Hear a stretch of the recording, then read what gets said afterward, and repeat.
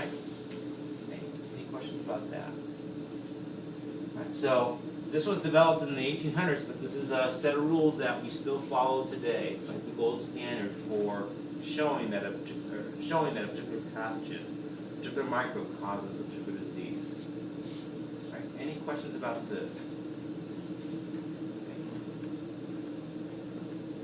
All right, so those are pretty rigid rules. So there are exceptions where we can't apply Koch's postulates. And so let me just give you some of the limitations, or some of the barriers that we run into. One is, as I mentioned, pathogens that you can't culture in the laboratory. An example of this is Mycobacterium leprae. Right? What does this cause? Yeah, leprosy, right? So we can't grow this on a petri dish like you can grow your microbes, okay? All right, so that's one problem. Also, there are some diseases that are caused by a combination of pathogens. All right? What that means is that in order to get sick, you need to have more than one pathogen infect you. Okay? There are some cases where pathogens work together to produce disease. Okay? Often when people die from, let's say, influenza, right? It's not just influenza that kills them, it's influenza plus some other secondary infections that they get. Right? So although you may have all these people dying when they had influenza, it could be a combination of other factors, other pathogens that come into play. Also, you can have diseases like pneumonia, meningitis, right? But those diseases can be caused by more than one pathogen. Right? So it might be possible that this one pneumonia case was caused by one pathogen, another pneumonia case was caused by a different pathogen. Okay? The same is true for meningitis. All right? Okay.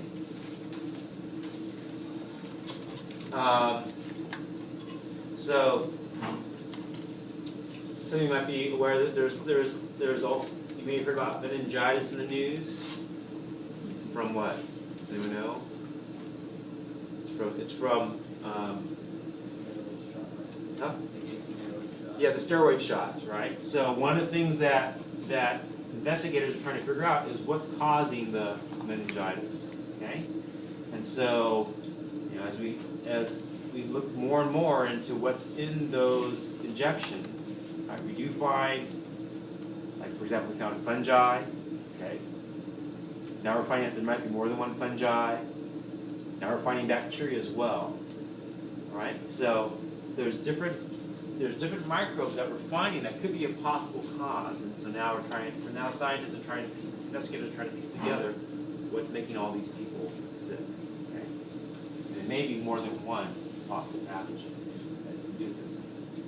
And then the last one is especially for human diseases, right?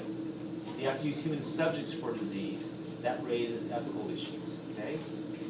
And sad to say, but that in the history of the United States, right, and in other countries, that's been one of the methods employed, where they deliberately infect patients, right, to show a cause between a pathogen and disease.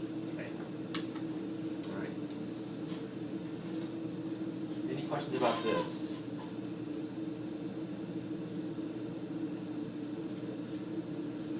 Okay, so there's another way to characterize disease, and it goes something like this. You can have different stages of a disease, okay, different stages of disease. And there are 5 stages which we can represent on this graph. There's incubation period, a prodromal period, illness, decline, and convalescence. Okay? All right, so there's a figure like this in chapter 14. To. But what happens at each of these stages, the first period is called incubation period, the first phase. This is the time from the initial infection to the appearance of disease symptoms. Okay, so the time from initial infection to the appearance of disease symptoms. This can vary in length. in time, all right? And what that refers to is this first part of the disease. So what we have here on this graph, we have time for measuring the time elapsed during the disease. Here we're looking at either the number of microorganisms or the intensive signs or symptoms of the disease. Okay, so they both follow the same curve. And so during the incubation period, we're looking at the period of time where someone gets infected, right? So you can see, you can detect the microbes in the body, but they're not showing any signs or symptoms quite yet. Okay? When they do start showing signs or symptoms, that's this stage right here. That's called the prodromal period. The term we use for that is called prodromal. This is where you have kind of and this is where you get general symptoms. A good example of this, and one way to relate to this, is when you know that you're getting sick. You know that you're coming down with something. You don't know exactly what it is, but you know you're just feeling kind of ill. Okay, that would be the prodromal phase. So what's characteristic of this? We have muscle aches, we have malaise, you have these generalized mild symptoms, which indicate that you're getting ill. When you actually get the illness, when you actually get sick, that's called the illness phase. This is where you have the disease state. When we describe symptoms and signs of the disease, okay, that's done during this phase, the illness phase. Right? And you might imagine, you might guess, this is when the signs and symptoms, as well as the number of microbes, are most intense. Okay? That's where you see the peak. If the body recovers, if you recover, then you go into the next phase, which is the decline. Right? So this is where your body begins to return to the normal state as your host defenses get rid of that pathogen, and the level of that pathogen goes down. Finally, there's a last step, which is the convalescence phase. This is after the microbe gets eliminated, pretty much eliminated. Now your body can start to recover, starts to repair itself from the damage done by the pathogen. Any questions about this? All right, so those are the 5 different stages. The reason why these are relevant is that depending on what happens during each of these stages, gives us an idea of what type of disease is responsible for this. Okay? So, for example, a good example of this is during the incubation period.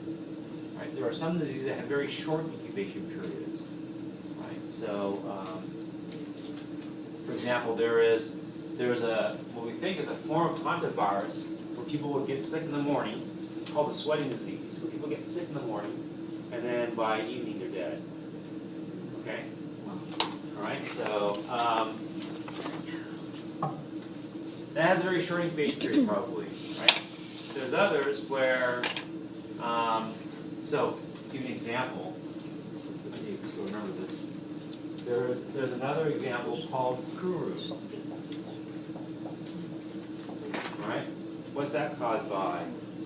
Do you remember? Brain. Yeah, this is the brain disease, all right? So this is caused by prions, okay? This could have decades, right? The incubation period could happen, be decades before signs and symptoms appear, okay? This is a long incubation period. Okay? So that would be the other extreme, all right? Okay, that gives us that can help characterize what type of disease is responsible for that. Any questions about that?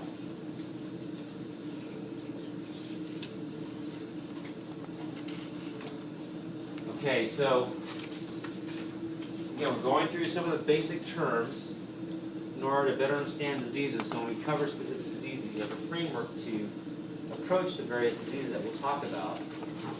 Another way of looking at disease, besides the disease course, is during the disease course, how far does that disease spread in the body? Okay. So you can have local infections where the microbes are confined to a particular area or the infected area of the body, or it could be systemic. Right? So systemic means what? Where does it go? Whole system. Yeah, your whole system, right? Goes everywhere. Okay? All right, so an example of this, and again, we have different terms for this. You can have bacteremia, where you have bacteria in the blood. If it's a virus, it's called viremia. Okay. One example of this that some of you may have had, chickenpox. Chickenpox goes through a viremia stage where it actually goes around your body. How do you know that chickenpox actually is moving around the body? Huh? Yeah, the spots where you buy the spots, right? You see them showing up all over the body, right? So that's one indication that it's systemic. Okay. And then there is a more extreme version of bacteremia where in septicemia, the bacteria not only present in the blood, but they're actively growing in the blood. They're actively reproducing in the blood, and that can be very dangerous. That can actually kill the host. Okay. All right. Any questions about this?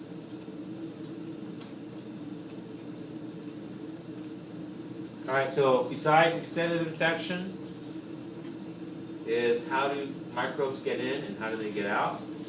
Okay. So again, this can tell you about how diseases spread and how they get introduced to individuals.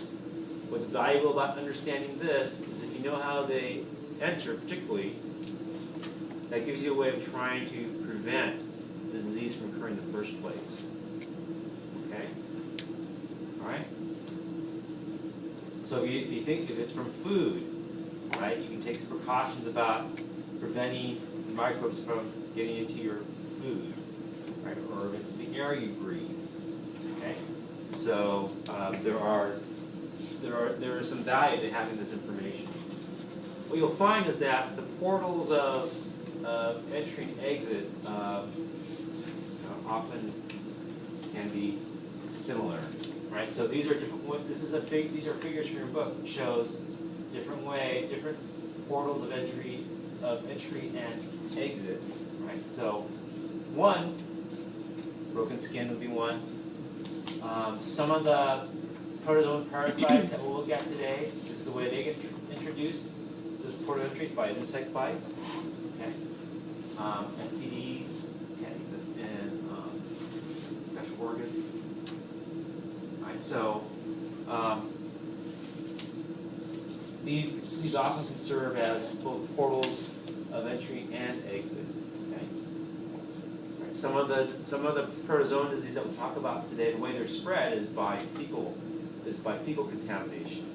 Right. So that's how they can exit and spread. Any questions about this? Okay. All right, what we're going to do now is I'm going to give you the first worksheet.